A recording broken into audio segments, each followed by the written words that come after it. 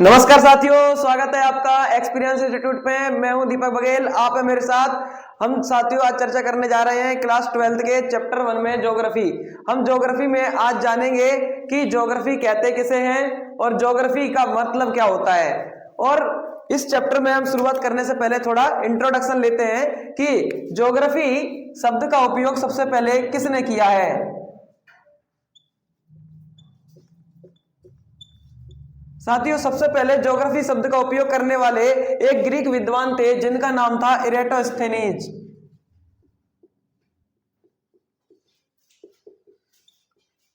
ये एक ग्रीक विद्वान थे। कौन थे? एक ग्रीक विद्वान। इन्होंने ज्योग्राफी शब्द को सर्वप्रथम प्रयोग किया था और प्रयोग करने के पीछे इन्होंने कारण बताया था, यानी इसका अर्थ समझाया था, जिसमें इन्होंने कहा कि जियो प्लस ग्राफोस इन दो शब्दों से मिलकर के बना है ज्योग्राफी, जिसमें जियो का अर्थ होता है पृथ्वी यानी अर्थ, और ज्योग्राफोस लिखा हुआ है उसका अर्थ है वर्णन करना। यानी ज्योग्राफी का अर्थ क्या हुआ? पृथ्वी का वर्णन करना।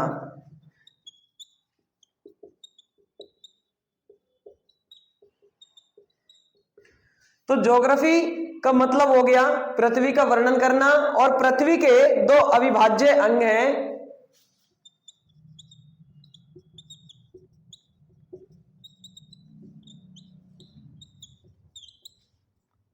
अंग हैं मनुष्य और प्रकृति।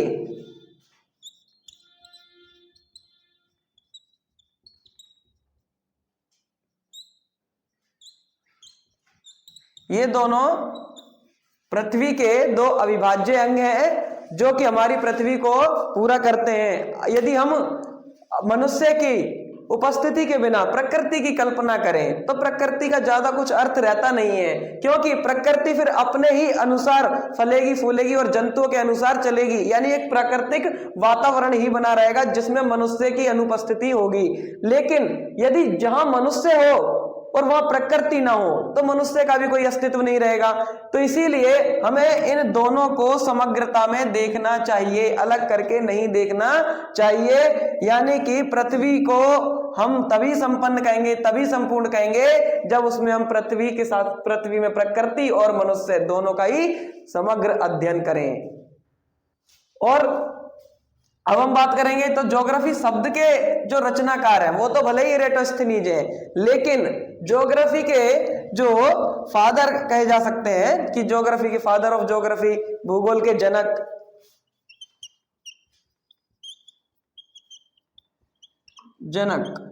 तो इनका नाम है हिकेटियस। तो इनका नाम आपको इनके ज्योग्राफी के जनक के रूप में देखने को मिलता है, और इरेटोस्थेनीज का नाम देखने को मिलता है आपको कि उन्होंने सबसे पहले ज्योग्राफी शब्द का प्रयोग किया था। तो इतना आपको समझ में आ रहा होगा। आगे पढ़ते हैं थोड़ा। देखिए, भूगोल के जनक हिकेटियस हैं, लेकिन इरेटोस्थेनीज कौन है? ज्योग्राफी शब्द का प्रयोग करने वाले सबसे पहले व्यक्ति हैं। चलिए अब हम जानते हैं कि भूगोल के बारे में थोड़ा सा। तो साथियों, भूगोल को पढ़ने के उद्देश्य से दो भागों में बांटा गया है। पढ़ने के उद्देश्य से, ठीक है। तो पढ़ने के लिए हमने भूगोल को आसान और बेहतरीन तरीके से समझने के लिए दो भागों में बांट दिया, ताकि हमें पढ़ने में आसानी हो, उसे अच्छे से अध्ययन किया जा सके। भौतिक भूगोल और दूसरा है आपका मानव भूगोल। इंग्लिश में इन्हें फिजिकल ज्योग्राफी और ह्यूमन ज्योग्राफी के नाम से जाना जाता है। भौतिक वातावरण में, भौतिक भूगोल में हम किसका अध्ययन करेंगे? तो भौतिक भूगोल में हम अध्ययन करते हैं भौतिक वातावरण का। भौतिक वातावरण मतलब जैसे आपके पर्वत, पठार, नदियां, झीलें, महासागर, वन और मृदा, इन सभी चीजों का हम अध्ययन करते हैं अपने भौतिक भूगोल में।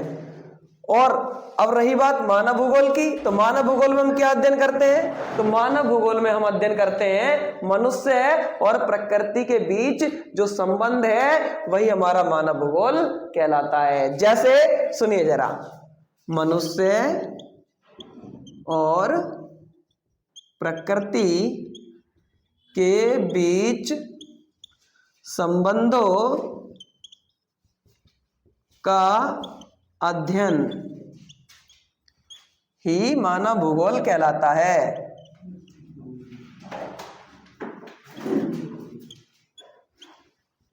कहलाता है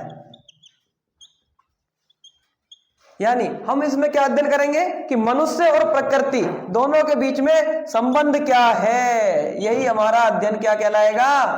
मानव भूगोल कहलाएगा। जैसे कि मैंने अभी आपको बताया ही था कि मनुष्य प्रकृति पर डिपेंड है, प्रकृति अवसर प्रदान करती है और मनुष्य उन अवसरों का प्रयोग करता है तथा अपना विकास करता है, और यही हमारे मनुष्य और प्रकृति के बीच संबंध कहलाता है। चलिए साथी, अब देखते हैं जरा कि भूगोल में आपने जैसे जैसे पढ़ते हैं तो एक शब्द देखने को मिलता है भूगोल में, द्वैतवाद। भूगोल में द्वैतवाद, यानी ये द्वैतवाद का अर्थ क्या है? ये आपको द्वैतवाद देखने को हर सब्जेक्ट में बिल्कुल नहीं मिलेगा, लेकिन ज्योग्राफी में है। क्यों है? क्योंकि इसका कारण यह है कि ज्योग्राफी में दो परस्पर विचारधाराएं चलती हैं। ज्योग्राफी में दो एक साथ विचारधाराएं चलती हैं, जो कि भूगोल में द्वैतवाद कहलाता है। जैसे आपने 11th क्लास में क्या पढ़ते हैं कि क्रमबद्ध भूगोल, और दूसरा है प्रादेशिक भूगोल। इन दोनों के बीच में कंट्रोवर्सी है।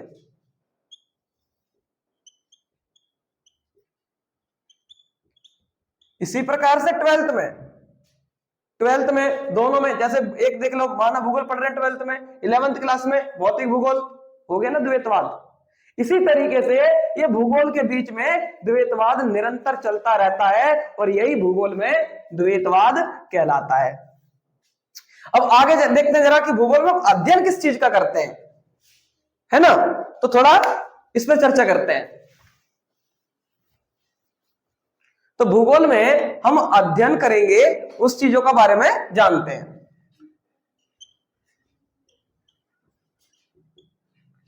सामान्यतः भूगोल में सामान्यतः पृथ्वी के विभिन्न रूपों का अध्ययन करते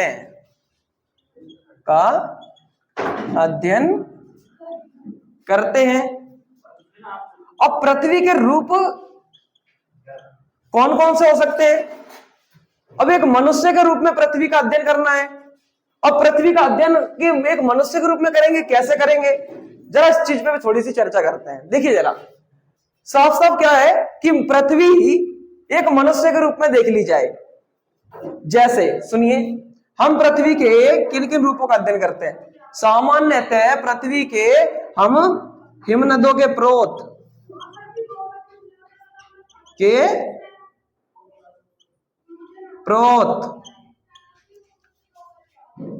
और तूफान की आंख और जलड मध्य की ग्रीवा, जलड मरुमध्य की ग्रीवा। जलड मरुमध्य मतलब स्ट्रेट्स, मतलब जैसे कि आपने कुछ जल संधि देखी हुई। जल संधि क्या होती है? जो दो बड़े महासागरों को, जो दो बड़े जल क्षेत्र को आपस में जोड़े, वही क्या कहलाती है? आपकी जल संधि कहलाती है। अब जलड मरुमध्य की ग्रीवा का मतलब क्या हो गया कि ये जो जलड मरुमध्य जिस प्रकार से एक पतली सी नली के थ्रू दो बड़े बड़े महासागरों को जोड़ देती है, उसी प्रकार से पृथ्वी में जलड मरुमध्य जगह जगह पाए जाते हैं। अब ये मनुष्य के शरीर के रूप में कैसे है? तो आपकी जो गर्दन है वो मनुष्य की ग्रीवा ही कहलाती है, जो आपके धड़ को आपके सिर से जोड़ती है। तो जलद मरुमध्य की ग्रीवा आपको समझ में आ गई। अब आगे देखते हैं, हम नदी के मुख यानी नदी का हम अध्ययन कैसे करते हैं? पृथ्वी के मुख के रूप में करते हैं। ठीक है, आगे जैसे मृदा की परिच्छेदिका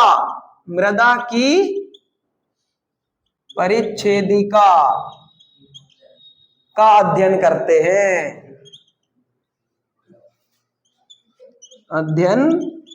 करते हैं।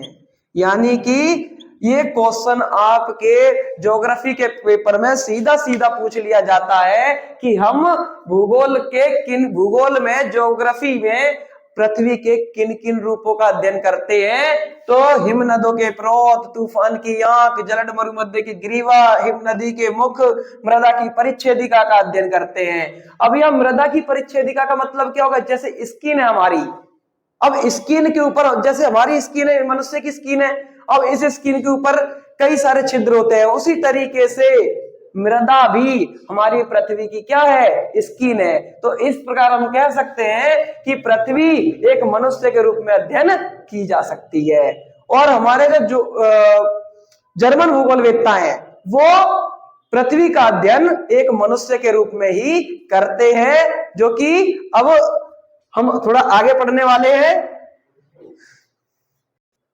तो जर्मन भूगोलवेत्ता हमारी पृथ्वी का अध्ययन किस रूप में करते हैं? एक मनुष्य के रूप में करते हैं। इसीलिए उन्होंने क्या करा है कि परिसंचरण की धमनियों के बारे में बताया है। जैसे परिसंचरण की धमनियां, देखिए जैसे कि आपने साइंस में पढ़ा है कि हमारे रक्त परिसंचरण की धमनियां, बॉडी में, ह्यूमन बॉडी में जो कई सारी सेल्स होती हैं, red blood cells, white blood cells, उसमें रक्त परिसंचरण करता है। इसी प्रकार से हमारी पृथ्वी पर परिसंचरण की धमनियों के रूप में किन्हें जाना जाता है? देखिए जरा, जैसे आपके रेल मार्गों, सड़क मार्गों और जल मार्गों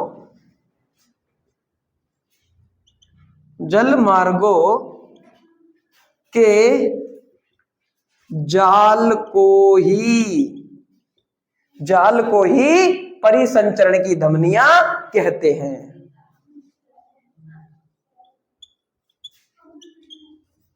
कि धमनियां कहते हैं, यानी कि परिसंचरण की धमनियां क्या है? रेल मार्ग, सड़क मार्ग, जल मार्ग, ये क्या है? पृथ्वी की परिसंचरण की धमनियां हैं। और मनुष्य इसी धमनियों के अनुसार अपना जीवन व्यतीत करता है। और पृथ्वी का इस प्रकार से हम एक मनुष्य के रूप में अध्ययन कर सकते हैं। और ये उम्मीद है कि आपको ये समझ में आ रहा होगा। अगर आपको समझ में आता है तो कृपया करके इसको लाइक एंड शेयर जरूर करें। और जो बच्चे क्लास 12th में हैं और आपके कोई सहयोगी हैं, उनको भी आप ये वीडियो फॉरवर्ड कर सकते हैं, ताकि उनके लिए भी हमें बेहतरीन जो कंटेंट लेकर आने वाले हैं, लेकर आ रहे हैं, ताकि उनको भी ये वीडियो मिलती रहे। और यदि आप इस चीज को लाइक एंड सब्सक्राइब करते हैं तो इसमें आपका कुछ ज्यादा तो नहीं है, लेकिन हाँ, यदि आप सब्सक्राइब करोगे तो हमारी वीडियो आप तक सबसे पहले पहुंचेगी। इस चीज को लाइक एंड सब्सक्राइब जरूर करें। धन्यवाद। जय